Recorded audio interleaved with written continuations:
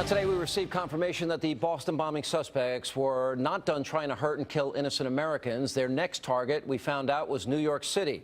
Now, here's Nanny Mayor of New York, Michael Bloomberg, revealing that disturbing news earlier today.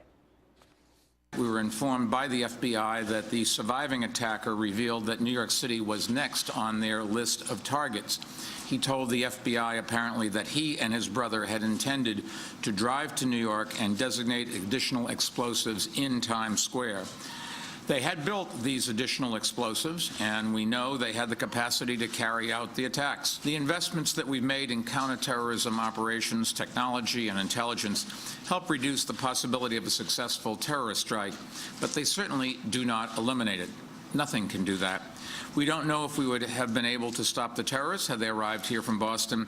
We're just thankful that we didn't have to find out that answer. Now, that's not all. New York City Police Commissioner Ray Kelly revealed that the second suspect was in fact photographed with his friends in Times Square in New York City last April, and that he was in the Big Apple again in November. And as we learn more about the suspect's intentions, one pressing question remains. What else? Were there other targets? Unfortunately, we may never know, because according to reports, the second suspect's interrogation, get this, it was shut down after only 16 hours. At that point, a judge and a representative from the U.S. Attorney's Office interrupted this important interrogation. Why? He had to get rid of his Miranda rights. And guess what?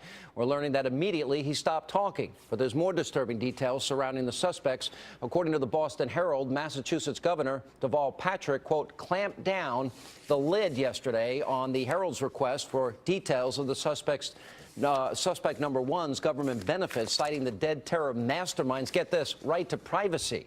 Pretty unbelievable. Here with reaction, news editor for townhall.com, Fox News contributor, Katie Pavlich, also at Breitbart, right? Town Hall, no. Okay. No Breitbart. And I can't keep up with you. You're all over the place. And former advisor to Senator Prince Harry Reid, which you have my sympathy. Thank you. Penny, all right.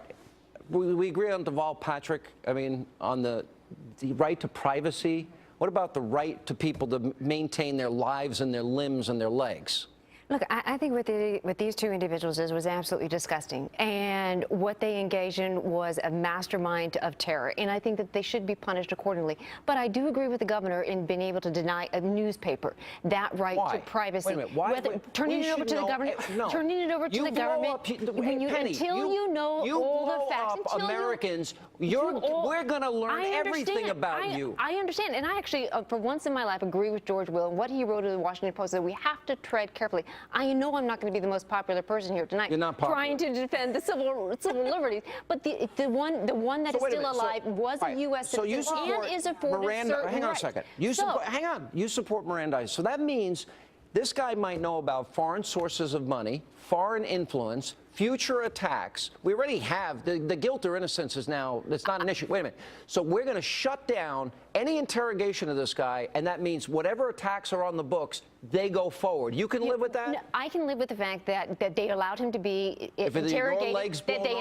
They allowed him to be interrogated, and that once the public interest was on the decline, as far as him being an enemy combatant, that we will be able to still determine and find the necessary information to put this man away. I absolutely believe that. On the welfare aspect of Governor Patrick shutting that down in the sake of privacy, right? I think that everyone on welfare should be public information because we're paying for it, especially when it comes to terrorists. And the reason why he's doing this in the name of privacy isn't because of privacy. CYA. It's because the left is never willing to admit that all of these systems fail. Their systems fail, whether it's the welfare system, the immigration system, the education system.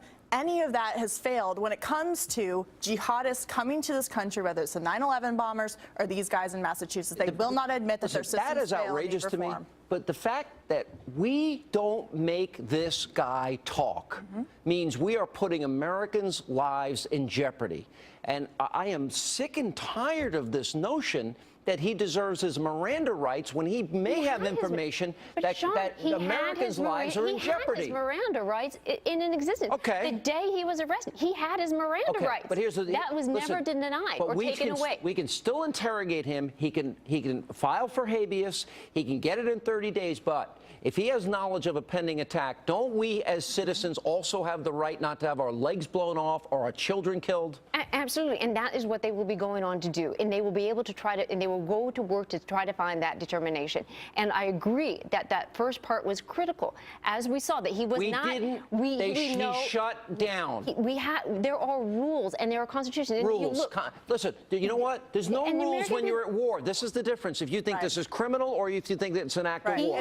I think it's an act of war. It is an act of war, and we've been hearing from the administration that these types of cases have been prosecuted successfully in civilian court. Well, would you want to go back to the Galani case of the bombing in Kenya when they only got him on one count? We have a brilliant 12-year-old intern, Andy, here tonight. He could prosecute these two and find them guilty. This idea that we need to be treating these as criminal cases instead of at-war cases has been a problem since the Obama administration came in. And we've seen the CIA get prosecuted further for waterboarding and getting information that we needed to prevent these attacks. That's how we got bin Laden. Exactly. While the administration doesn't want us to do that now, they're willing to give this guy his Miranda rights, shut down. You have the right to remain silent. And guess what? We don't have that. But wait a minute. Anything he says could not be used.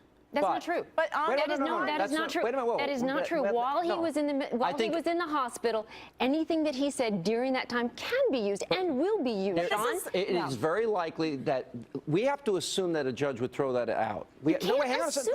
Wait a second. But we don't need that information for the criminal trial. But in the meantime, American cities are potential targets, and we discovered New York City, Times Square, one of the most heavily populated areas in New York City, that was their next target. And you found that while he was offered his Miranda. Well, we saw that he had 4 other bombs. I believe in our law enforcement that we have. I believe in the law enforcement that we have. You are driving me up a wall. No, I mean, look, we have a law enforcement that was able to find him. They didn't find him. A civilian called in. No, the cops did not find him. Let's make that clear. Yes, they got up. Katie, they did their big press conference. They all patted each other on the back for 10 minutes. And guess what? They were still minutes away. A civilian called in and said, there's a guy in my boat. Well, 9,000 cops missed him.